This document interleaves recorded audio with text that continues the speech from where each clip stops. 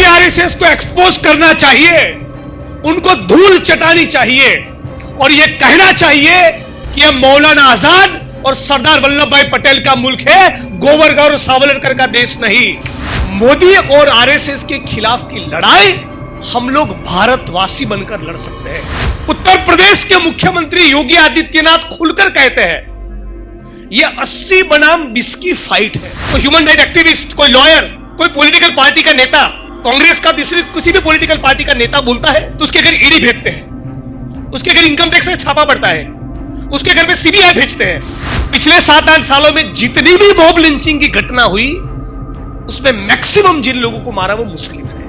अडानी के स्टॉक में जो पैसा इन्वेस्टमेंट हुआ एलआईसी और एसबीआई का, वो करीब 1.5 लाख करोड़ है। मैं एक बात कहना चाहता हूं कि संकट के इस दौर में जब भारत के संविधान के ऊपर खतरा है, पिछले 8-10 सालों में जब दिन दहाड़े आदिवासी, दलित और मुस्लिम की मॉब लिंचिंग में हत्या हो रही है, जब इस देश में कॉरपोरेट लूट का एक तांडव, एक नाच चल रहा है, एक तरफ 100 में से 40-45 बच्चे आज भी भारत में कुपोषित है। गुजरात जिसको मॉडल स्टेट के तौर पे प्रोजेक्ट किया, उस गुजरात में भी बिहार के बाद सबसे ज्यादा बच्चे कुपोषित हैं। 5 साल से कम उम्र के सबसे ज्यादा अंडरवेट बच्चे बिहार के बाद कहीं पर है तो so called model state Gujarat में है। 18 से 20 करोड़ लोगों के सर के ऊपर शेल्टर नहीं। सारी हमारी संस्थाओं को कैप्चर करके रखा है। कोई वकील, कोई एनजीओ, कोई पत्रकार, कोई ह्यूमन राइट एक्टिविस्ट, कोई लॉयर, कोई पॉलिटिकल पार्टी का नेता, कांग्रेस का दूसरी किसी भी पॉलिटिकल पार्टी का नेता बोलता है तो उसके घर ईडी भेजते हैं, उसके घर इनकम टैक्स का छापा पड़ता है, उसके घर पे सीबीआई भेजते हैं। और अब एक नई एजेंसी भी आई है, आसाम पुलिस। पवन खेरा के घर भी पहुंचा और मुझे भी उठाकर ले गया आसाम में। See how this fascist forces are behaving. And when I was in the custody of Assam police, I was remanded for 5 days.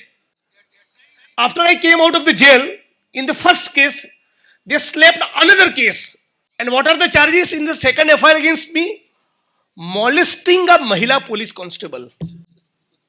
Can you believe this? I am in your lockup. I am in your custody. 2 constables are there. Additional SP is there. There is a driver in the car. In सबके सामने, I will do this. Pawan Khera was in the flight, national spokesperson for the Congress party. He was brought down.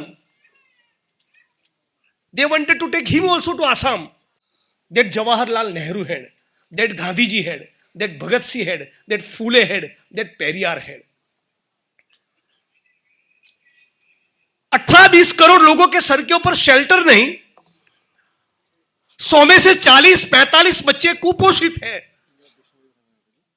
तो संविधान ने जो हक और अधिकार दिए, जो कॉन्स्टिट्यूशनल राइट्स दिए, उसको एग्जीक्यूट करके कुपोषित बच्चों का कुपोषण दूर करने के बजाय क्या कर रहे हैं?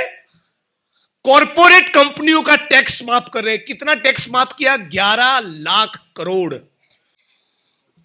जब कोरोना के पीरियड में करीब 12 से 15 करोड़ लोगों के रोजगार छिन गए, तब भारत के 100 अरबपति लोग, 100 पूंजीपतियों की संपत्ति बढ़कर कितनी हुई? उनका कितना प्रॉफिट बढ़ा? 13 लाख करोड़। एक मुकेश अंबानी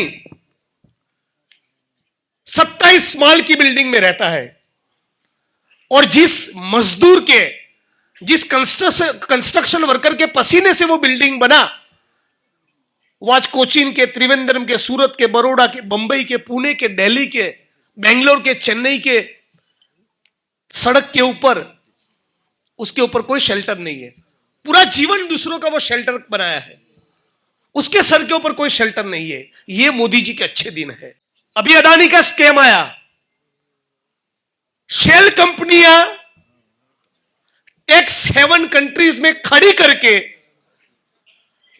₹1 का उसका जो स्टॉक है उसको 42 गुना दिखाकर लोगों से अपने स्टॉक में इन्वेस्ट करवाया और उसमें 76,000 करोड़ का इन्वेस्टमेंट है LIC का। SBI और पब्लिक सेक्टर की बैंकों का इन्वेस्टमेंट है कितना? 80,000 करोड़। तो अडानी के स्टॉक में जो पैसा इन्वेस्टमेंट हुआ LIC और SBI का, वो करीब 1.5 लाख करोड़ है। और यदि यह पैसा डूब गया तो भारत के किसान का पैसा डूबेगा, भारत के मजदूर का पैसा डूबेगा, दलित, आदिवासी, OBC और गरीब मजदूर, मजलूम और मुस्लिम का पैसा डूबेगा। यह तो अच्छे दिन नहीं है ना।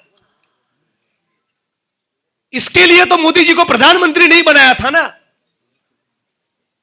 अभी राजस्थान में कुछ दिन पहले नासिर उन जुरैद नाम के 2 नौजवानों की मॉब लिंचिंग में हत्या कर दी गाय के नाम पर। ह्यूमन राइट्स वॉच नाम की संस्था की रिपोर्ट के मुताबिक पिछले 7-8 सालों में जितनी भी मॉब लिंचिंग की घटना हुई, उसमें मैक्सिमम जिन लोगों को मारा वो मुस्लिम है। करीब करीब 40-50 मुस्लिम नौजवानों की मॉब लिंचिंग में हत्या हुई।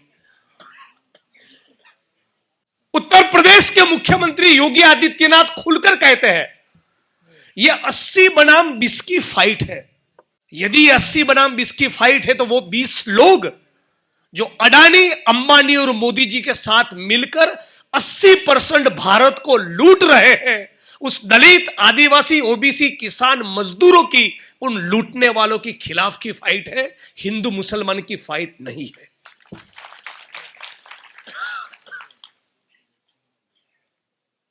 आज साथियों, अब भारत के अलग अलग कोने से आए हैं, देश में क्या चल रहा है मुझे, आपको, हम सबको मालूम है। अब सवाल यह है कि आगे क्या करना है। मैं और एक बार IOML को बधाई दूंगा, क्योंकि मेरी तरह जितने भी democratic, progressive minded secular forces हैं, उसको हमेशा एक पंच पर लाने का प्रयास इंडियन यूनियन मुस्लिम लीग ने किया है। और इसीलिए पार्टी के प्रेसिडेंट से लेकर ऑडियंस में बैठे हुए IOML के छोटे से छोटे कार्यकर्ता तक, मैं सभी को एक रिक्वेस्ट करूंगा कि यह फंक्शन तो कल पूरा हो जाएगा, उसके बाद अभी केरला और तमिलनाडु के चुनाव में वक्त है, लेकिन उसके पहले राजस्थान में चुनाव आ रहा है, छत्तीसगढ़ में चुनाव आ रहा है, मध्य प्रदेश में चुनाव आ रहा है और बगल के स्टेट कर्नाटका में चुनाव आ रहा है। लेकिन ये इलेक्शन की बात हुई। राजस्थान में, मध्य प्रदेश में, कर्नाटक में, छत्तीसगढ़ में जहां पर चुनाव है, हम तमाम साथियों को वहां जाना चाहिए और बीजेपी RSS को एक्सपोज करना चाहिए, उनको धूल चटानी चाहिए और यह कहना चाहिए कि यह मौलाना आजाद और सरदार वल्लभ भाई पटेल का मुल्क है, गोवरगा और सावरकर का देश नहीं। अपने खर्चे पे, अपने रिस्क पे, अपनी टीम को लेकर भाजपा को हराने के लिए इन स्टेट में हम लोगों को जाना चाहिए। बाकी के हमारे जो लोग गरीब हैं, मजदूर हैं, मजलूम हैं, उनके ऊपर जब मॉब लिंचिंग की कोई घटना हो तो हम लोग पार्टी के कैडर को भी भेजें और अपना resource supreme court of India तक केस लड़ने के लिए हम लोगों को प्रोवाइड करना चाहिए। ज्यादा नहीं, ऐसे 2-4 केस में भी हम लोग रिजल्ट लाके दिखाए तो अक्रॉस इंडिया उसका एक स्ट्रांग मैसेज जाएगा।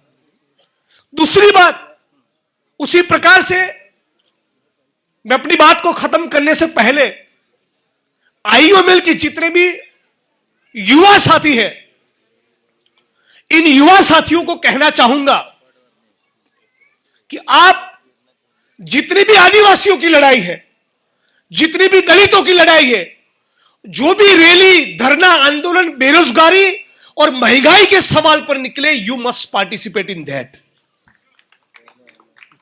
बिकॉज क्योंकि अल्टीमेटली मोदी और आरएसएस के सामने की लड़ाई हम लोग भी हिंदू या मुस्लिम, दलित या सवर्ण बनकर नहीं लड़ सकते। मोदी और आरएसएस के खिलाफ की लड़ाई हम लोग भारतवासी बनकर लड़ सकते हैं। इस बात को हमें हमेशा याद रखना पड़ेगा।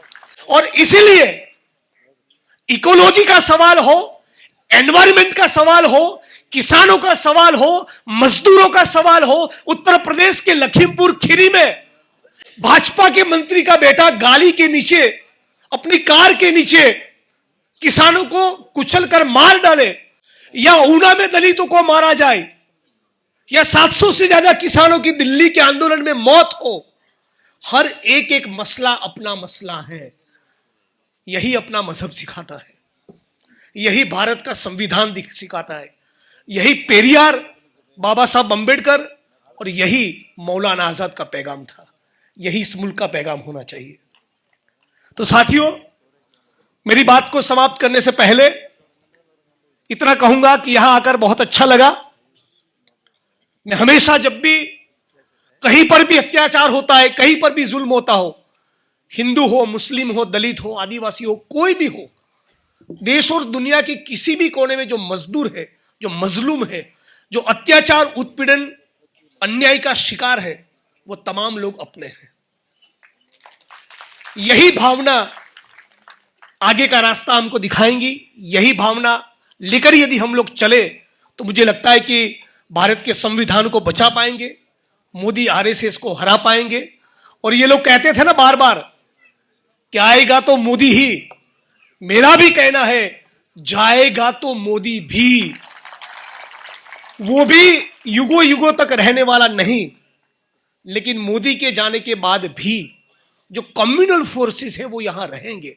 उनके खिलाफ हम लोगों को दोस्ती का, प्यार का, मोहब्बत का वो पैगाम लेकर निकलना पड़ेगा जो पैगाम लेकर भारत जोड़ो यात्रा में राहुल गांधी निकले। Thank you so much. IUML के कार्यक्रमों में आता रहूंगा। जब भी आप मुझे बुलाए, जब भी आप मुझे याद करेंगे, गुजरात से मोहब्बत और दोस्ती का पैगाम लेकर आता रहूंगा। खूब खूब शुक्रिया।